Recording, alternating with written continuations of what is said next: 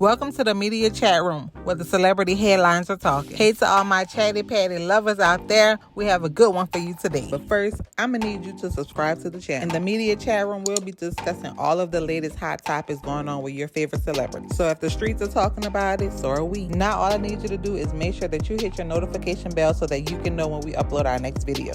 Chatty patties, I had to come on and let y'all know that Drake had the internet barking all weekend. So on Friday, Drake released his 8th studio album called For All the Dogs. And the internet haven't slept since. First, it started off with people going crazy because in one of his songs, it sounded like he was talking about Rihanna, y'all. In his song, Fear of Heights, he starts off by saying people still think that he want to be with her. Because if you've been wrapped around in their little history, they've been going back and forth for a little while until recently, Rihanna started to become very serious about her boo thing, ASAP Rocky, who she has 2 kids with. So in his lyrics, he started to be like, oh no, not me. He be like, that dude over there, that's who's wrapped around your little finger. Meaning ASAP Rocky, y'all. Keep up. Then he started word playing with the word Auntie, which was the name of Rihanna's last album that was dropped in 2016. Then y'all, after that, he got real disrespectful. He put the bedroom business out there and said that sex with her is on the average. And he had better and better. Ooh, Drake being shady. Then later that night, an artist by the name of Rai from Baltimore came through and said Drake was stealing her samples. But the thing about it, this ain't the first time. So on this album, Rai is referring to the song Calling For You, which samples her song Shake It To The Ground. But y'all, she ain't the only one. A group by the name of Pet Shop Boys that was formed in the 80s came to Twitter and said Drake used our music too and they asked no permission or issue credit for their song West End Girls, which he samples on For All the Parties. Now Drake should have had a little bit more time to clear all this stuff after he just went through it with Halle Berry. So let's take it back. Last month, Drake released his single Slime You Out featuring SZA. Well, he ended up using Halle Berry picture from when she was at a Nickelodeon's Kids Show Award and she got slimed. Well, according to Halle Berry, Drake reached out to her asking if he could use her picture for the single's release cover. And she said no, but lo and behold, he used it anyway. And Halle was pissed because she said that meant F her. Girl, I get it. Now let's get to Saturday. The Joe Budden podcast released their video of them critiquing Drake's album For All the Dogs. And Joe had some big comments. Here's what he said. This is like Yachty rapping. This is like he rapping for the children. And that's my, yo dog, I had to look up how old this was when I finished listening to the album. Mm-hmm. You are 36. Your birthday is in 20 days. I Googled that too. You will be 37 years old. Get the away from some of these younger niggas and stop these 25-year-olds. I'm listening to the album. Yo, you're a 37-year-old billionaire. I get it that you appeal to the world. Loving about Cole, like my shit is happening in reverse. Like with Cole, he used to rap about kid shit. I'm a grown ass, like real Jersey City. I want to hear how you lost your fucking virginity. And then he started to grow up. Mm-hmm. And then the rapping sounded like an adult rapping. I want to hear adult Drake rapping for adult people. But that's not all, y'all. Joe had some more to say. I miss the Drake that was rapping for the rappers. I miss the Drake that when he dropped, the rappers hit him. Not these little fucking kids. I don't give a fuck about you and Kai Cenat. That's going to sound like hate. It is. It's not hate. It's not hate. It is. It's not hate. Go find some niggas your fucking age. Hang out with them. Get some of that sauce. That's not what keeps you. No, that's not what keeps you popping. Older niggas Fuck buying these music. kids. That's not what keep you popping. And if that's the game he playing, I gotta play this game. All the older niggas streaming music and buying it, Joe. No, dog. All niggas listen to old school shit all day. All that shit y'all saying for me applies to the field. I have long before called this nigga the golden child. Different set of rules apply. Correct. He's him. He is not one of them that y'all telling me about. I don't hold him there. Dog, this album is going to be the most streamed album in Spotify history. Why? When you that, even if it ain't good. When you that type of golden, you got the glow. You feel it when you got that glow. When you that, you ain't, nigga, you walking in with the glow. I do what I want, and that's what's going to be popping. Whatever I want is going to be popping. So where's the motivation then? With what you just said, where's the motivation? Great point. If I could do whatever I want to do, and it's gonna pop, it's gonna be number one. It's gonna do all of this. Where is the motivation? That wasn't what I was saying, but that was a double entendre. But wait, that's not what I was saying. But that was a double entendre. I was saying whatever I do is going to dictate.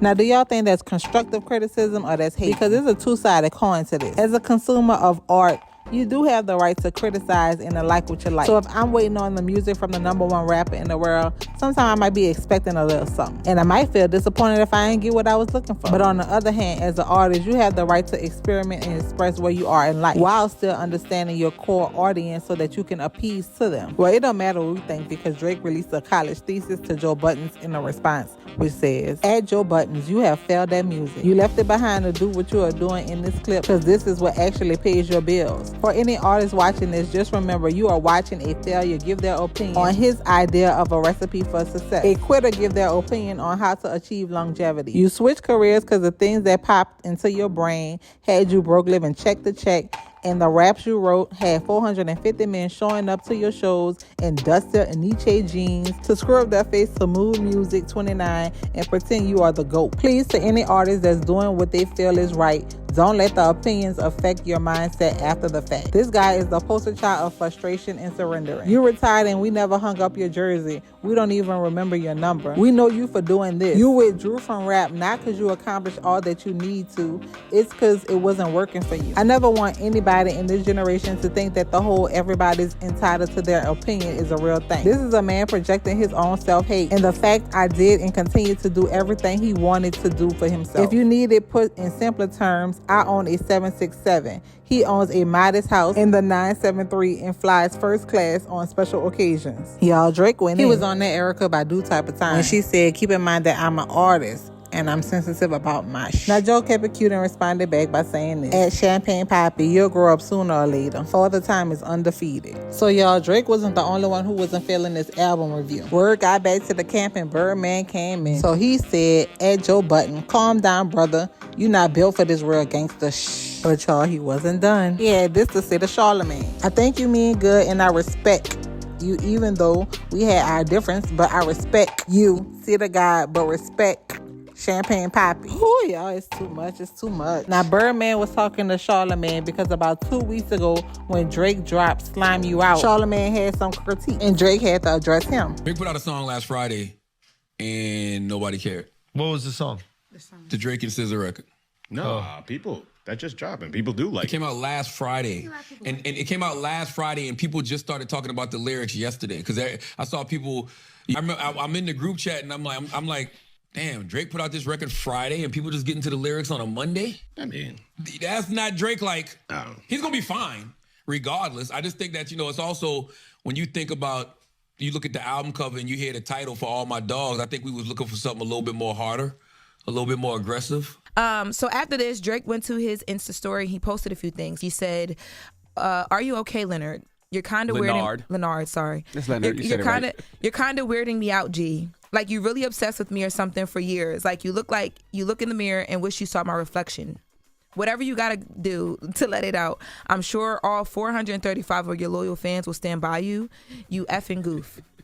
But y'all, they was not the only ones Birdman had to come at. He also came at Druski. Now, Druski is a comedian who do a lot of online skits. And Birdman pulled up on him before because of his Coulda Been record, which kind of plays off a Cash Money record. But on Friday, Birdman commented this on Druski's post. After Druski made a post because he heard some familiar lyrics on Drake's For All the Dogs album. Play my shit!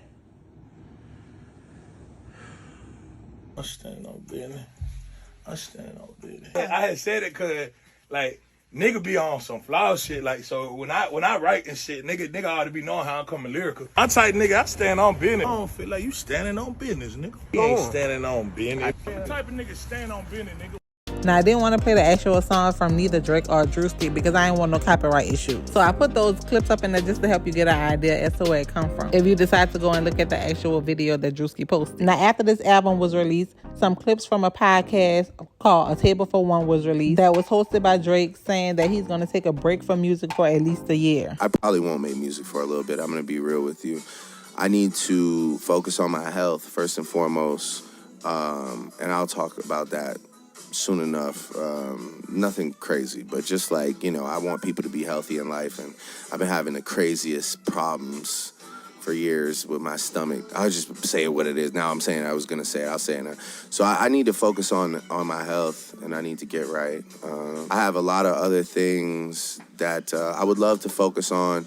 So I'm gonna lock the door on the studio for a little bit. I don't even know what a little bit is. Maybe a year or something, or maybe a little longer. Now, Chatty Patties, it's time to get in those comments, y'all. We got a lot to talk about. So first, what do y'all think about all this controversy around this album? Do y'all really think Drake was taking a shot at Rihanna and ASAP Rocky? And do y'all think that Drake purposely sampled these artists' songs without giving them their proper credit or getting permission? And what do y'all think about Joe Budden's critiques on Drake's album? Is it hating, or do he have some valid points as a consumer? And y'all, what do y'all think about Birdman clapping back for Drake? It seems to have got a lot of people stirred up to keep him relevant the whole entire year he off from doing music. So maybe it was a marketing strategy? I don't know. Y'all let me know. And before you leave, make sure that you check out some of our other content. And make sure that you subscribe to the channel and share this video so that YouTube know that we're making great content for our Chatty Patties. Don't forget to turn on your notification bell so that you know when we drop our next video. Now I'm about to finish scrubbing through these headlines to see what we're going to post next. So until next time, bye-bye.